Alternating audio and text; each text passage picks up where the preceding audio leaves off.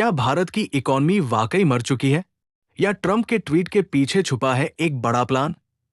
इस कहानी में सिर्फ इंडिया वर्सेस यूएसए नहीं, इसमें शामिल है रूस, ईरान और ग्लोबल पावर बैलेंस का खेल।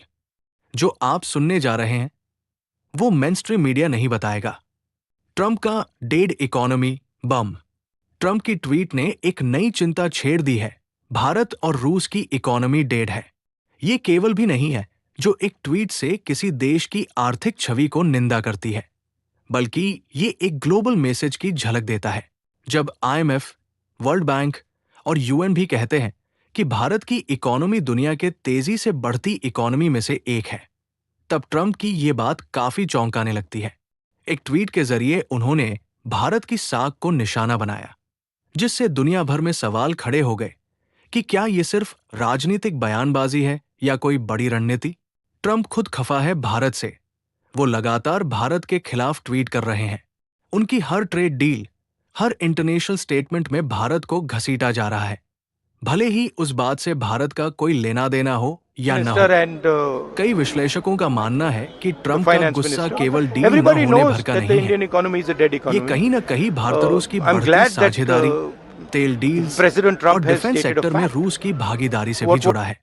उनका ये कहना कि मुझे परवाह नहीं भारत और रूस क्या करें, एक खुले हुए संकेत की तरह है। अमेरिका अपनी नाराजगी छुपा नहीं रहा। टैरिफ का तूफान। भारत पर 25% टैरिफ और संभावित पेनल्टी लगाने की बात करते हुए ट्रंप ने एक और आग सुलगा दी है। ये सिर्फ व्यापार की लड़ाई नहीं, बल्कि एक तरह का दबाव बनाने वाला हथकंडा लगता है।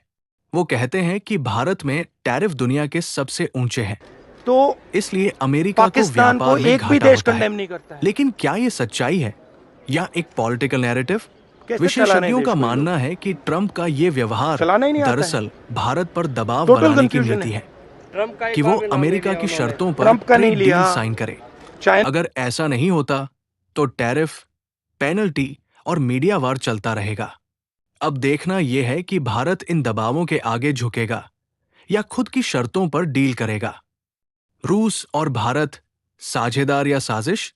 ट्रंप ने जिस अंदाज में भारत और रूस को डेड इकोनॉमी वाली कैटेगरी में रखा, वो केवल अपमानजनक नहीं था, बल्कि एक बड़ा संकेत भी था।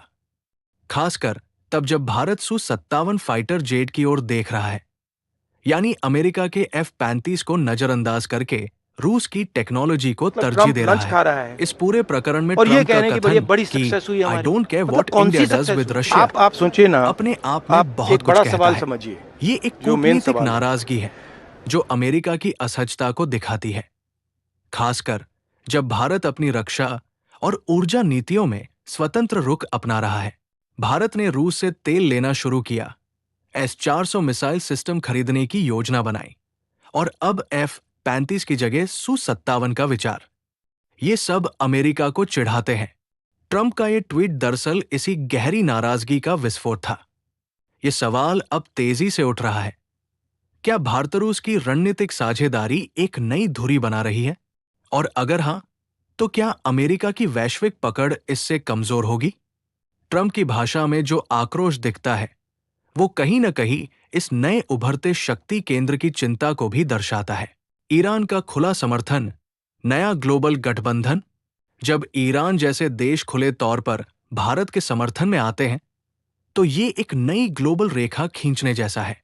ईरान ने कहा कि अमेरिका इकोनॉमी और मीडिया को हथियार की तरह इस्तेमाल कर रहा है ताकि वो स्वतंत्र देशों पर अपनी मर्जी थोप सके, और उन्होंने नाम लेकर भारत का जिक्र किया। ईरान ने अमेरिका पर आरोप लगाया कि वो इकोनॉमिक इंपीरियलिज्म फैला रहा है, यानी आर्थिक तरीकों से गुलामी थोपने की नीति। अब जब ईरान, रूस और भारत एक ही लाइन पर खड़े दिखाई देते हैं, तो क्या ये एक नई ग्लोबल साउथ यूनिटी की शुरुआत है? ग्लोबल साउथ यानी वे देश जो लंबे समय से पश्चिमी ताकतों के सामने दूसरे दर्जे में माने जाते थे, अब मिलकर एक नया आवाज उठा रहे हैं। अमेरिका के खिलाफ ये प्रतिरोध केवल भावना नहीं, एक रणनीति बनती जा रही है। ये गठबंधन ट्रेड, डिफेंस और एनर्जी सेक्टर में नई डील्स और सप्लाई चेन बना सकता है, जो अमेरिका यूरोप से अलग होगी। और अगर ऐसा हुआ तो ट्रंप जैसे नेताओं की नींद उड़ना लाजमी है। इसमें शक नहीं कि ट्रंप का ये गुस्सा सिर्फ भारत से नहीं, उस नए विश्व से है जो अमेरिका के कंट्रोल से बाहर निकल रहा है। राहुल गांधी वर्सेस शशि थरूर, भारत की राजनीति में बवाल। भारत में ट्रंप की बयानबाजी पर राजनीतिक बवाल मच गया। शशि थरूर ने जहां भारत की अर्थव्यवस्था की मजबूती को लेकर ट्रंप को जवाब दिया, वहीं राहुल गांधी ने ट्रंप का समर्थन कर सबको चौंका दिया। उन्होंने कहा, भारत की इकोनॉमी सचमुच डेढ़ है। ट्रंप ने सच बोला है। ये बयान भारत की आंतरिक राजनीति को वैश्विक मुद्दों से जोड़ देता है।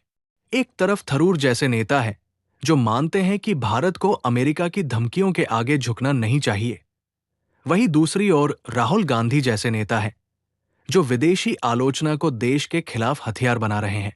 यहां सवाल सिर्फ ट्रंप बनाम भारत का नहीं है, ये भारत के भीतर के विचारों की लड़ाई भी बन गई है। क्या हम अपनी राजनीति को इतनी गिरवी रख चुके हैं कि विदेशियों की टिप्पणियों को आंतरिक एजेंडा बना लिया जाए? देश के लिए ये एक चेतावनी है। जब बाहरी ताकतें भारत को कमजोर बताएं, तो क्या हम उनके सुर में सुर मिलाएं या एकजुट होकर जवाब दें? क्या ट्रंप इंडिया चाइना को पास ला रहे हैं? जब बाइडेन राष्ट्रपति थे तो उन्होंने अनजाने में रूस और चीन को करीब ला दिया। अब ट्रंप वही गलती भारत और चीन के साथ दोहराते दिख रहे हैं। ट्रंप की आक्रामक नीति, अनावश्यक टैरिफ और धमकियों ने भारत को अमेरिका से दूर और अपने क्षेत्रीय विकल्पों की ओर देखने को मजबूर कर दिया है। विश्लेषकों का मानना है कि ट्रंप की ये रणनीति उल्टी पड़ सकती है। भारत, जो अब तक अमेरिका का रणनीतिक सहयोगी रहा है, वो यदि चीन के साथ एक गठबंधन नहीं तो कम से कम संयमित समन्वय की दिशा में बढ़ता है, तो अमेरिका के लिए ये बहुत बड़ा झटका होगा। चीन अब तक भारत के प्रति बयानबाजी में बेहद सावधानी बरतता आया है। उसकी विदेश नीति में भारत के लिए वो टकराव का स्वर नहीं होता जैसा ट्रंप दिखा रहे हैं। इससे भारत के सामने एक विकल्प खुलता है। क्या चीन के साथ एक संयमित संवाद अमेरिका से बेहतर साबित हो सकता है? यदि ट्रंप ने भारत को यूं ही सार्वजनिक रूप से नीचा दिखाना जारी रखा, तो वो अनजाने में चीन के लिए दरवाजा खोल देंगे। और ये सिर्फ ट्रंप की गलती नहीं, बल्कि अमेरिका की रणनीतिक विफलता मानी जाएगी। डोनाल्ड ट्रंप की भारत को लेकर टिप्पणियां सिर्फ शब्द नहीं थी, वे संकेत थी। संकेत कि अमेरिका अब उस दौर से गुजर रहा है जहां वह अपनी खोती हुई पकड़ को कठोर भाषा और टैरिफ से बचाने की कोशिश कर रहा है। भारत, जो अब तक अमेरिका के लिए एक स्थिर साझेदार रहा है, आज उसकी आलोचना का केंद्र बन चुका है। इस पूरे घटनाक्रम से ये स्पष्ट हो गया है